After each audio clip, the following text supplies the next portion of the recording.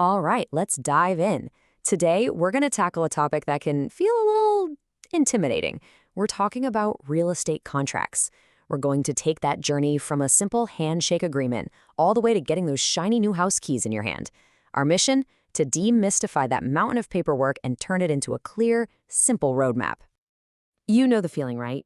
Someone hands you this monster of a document, 50 pages of dense legal text, and your eyes just glaze over. It's totally overwhelming. So the big question is, what does that thing actually say?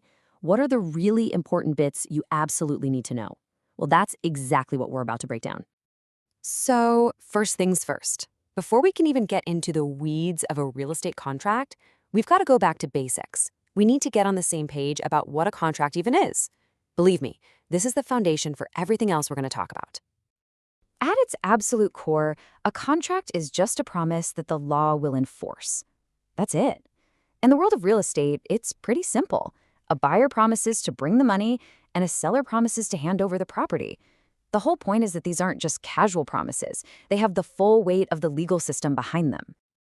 And the funny thing is, you and we make contracts all the time, probably without even realizing it. When you walk into a coffee shop and order a latte, you've just created an implied contract. Your actions imply you're going to pay for it. But real estate? Oh no, that's a whole different ballgame. For that, we need an express contract, where all the terms are clearly spelled out, preferably, no, definitely, in writing. So what's the secret sauce? What transforms a simple agreement into a legally binding document that a court will actually stand behind? Well, that brings us to what I like to call the 5 golden rules. Remember this number, 5. It's the magic number. Every single valid real estate contract has to have these 5 things. They're like the 5 legs of a table. If you take even one away, the whole thing just collapses.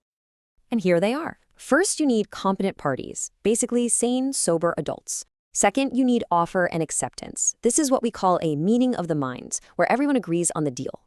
Third, a legal purpose. You can't have a contract to do something illegal, obviously. And then we get to the 2 big ones for real estate. It has to be in writing, and there must be consideration. Let's zoom in on those last 2 because they are critical.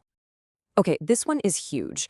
There's a law with a very old school name, the Statute of Frauds, and all it really says is that for a deal involving real estate to be legit, you've got to get it in writing. A verbal promise, a handshake deal to sell a house, it's just not going to fly in court. The stakes are way too high. The only real exception you might see is for a short-term lease, like for a year or less. Let's bust a huge myth right now. So many people think the earnest money, that check you write when you make an offer, is the consideration. It's not. The earnest money is just a deposit to show you're serious, to show you have skin in the game. The real legal consideration is the purchase price itself. It's the buyer's promise to pay that price in exchange for the seller's promise to deliver the property. Okay, so you did it. Everyone signed on the dotted line, and you have a valid contract. So now what? Well, the contract is just getting started. It's about to go on a journey, a whole life cycle with different stages. Let's map out that journey right now. Think of it like a 4-stage race. The starting gun fires the second the offer is accepted. That's when the contract is executory. Next up is the all-important option period. This is your time for inspections. After that, you're in the long stretch of getting your financing lined up and making sure the property's title is clean. And then finally, you hit the finish line, closing day. That's when the contract is considered fully executed. Let's focus on that first phase, executory. It sounds like a stuffy legal term, but it just means the contract is alive and active. It's a living, breathing thing. Sure, it's binding, but nobody's done yet. The buyer still has to get a loan, the seller has to let the inspectors in. There are still things to do on both sides, all the way up until closing. Now, let's talk about a buyer's secret weapon, the option period. This is where, for a small fee, you literally buy yourself time. It's a window where you can do all your homework, inspections, estimates, you name it. And here's the kicker. It gives you the unrestricted right to walk away, for any reason. This is especially your best friend if a house is sold as is, meaning the seller won't do repairs.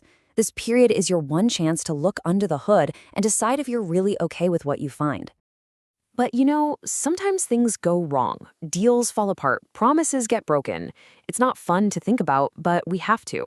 So this section is all about what happens when the train goes off the rails. What happens when someone breaches the contract?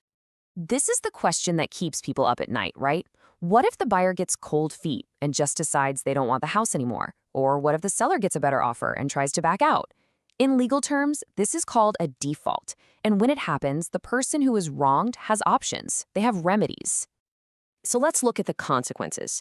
If the buyer flakes out, the seller often gets to keep that earnest money. Sometimes they can even sue for more damages. If the seller is the one who backs out, the buyer definitely gets their earnest money back, and they can sue the seller too. But notice there's one remedy that both sides have in their back pocket, something called specific performance. So what on earth is specific performance? Well, it's the nuclear option.